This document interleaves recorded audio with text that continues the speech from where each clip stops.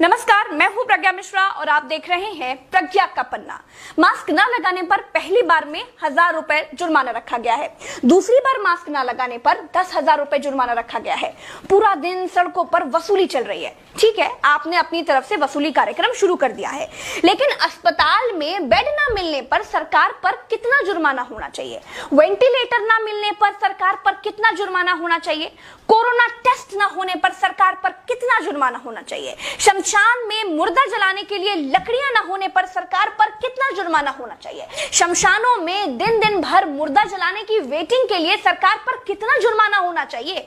जितने मंत्री और ये मुख्यमंत्रियों ने बंगाल से कोरोना लाकर फैलाया है, उन पर कितना जुर्माना होना चाहिए? बंगाल में बिना मास्क महीने भर से घूम रहे नेताओं पर पर डे के हिसाब से कितना जुर्माना होना चाहिए?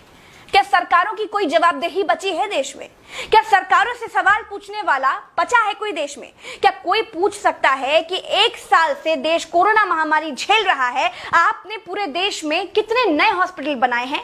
अगर नहीं बनाए तो क्यों नहीं बनाए हैं? क्या कोरोना आपदा में घिरे देश को 1000 करोड़ के नए संसद भवन की जरूरत थी? क्या देश को 300 करोड़ के नए बीजेपी दफ्तर की जरूरत थी?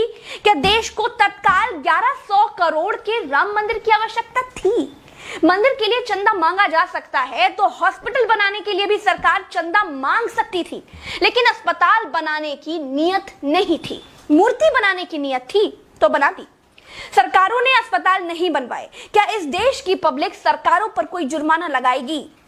क्या कोरोना आपदा में देश को कुंभ सजाने की आवश्यकता थी? क्या देश को कोरोना महामारी के बीच बंगाल चुनाव में रैलियों की आवश्यकता थी? नहीं थी। देश को अस्पतालों की, डॉक्टरों की, कोरोना की दवाइयों की जरूरत थी। कुछ दवाइयां बनाई भी तो वाहवाही के चक्कर में विदेश भेज दी।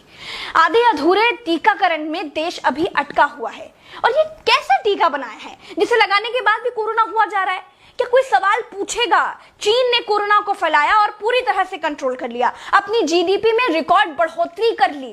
चीन से सब कुछ तो ले ही लिया है, सीख भी ले लो। देश में सब आत्ममुग्धता के शिकार हैं। सबको अपनी अपनी तारीफ चाहिए। कुछ ने तारीफ के लिए तो फौज पाल रखी है, और जिनका मन फौज से भी नहीं भरता है, उन्होंने तारीफ के लिए सूचना और जनसंपर्क विभाग बना दिए हैं। गाते रहिएगा ना, जनता का बैंड तो ऑटोमेटिक बज ही रहा है।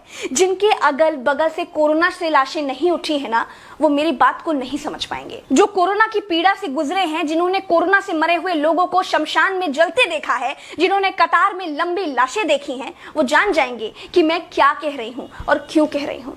चलते हैं। राम राम, जय हिंद, दुआ सलाम।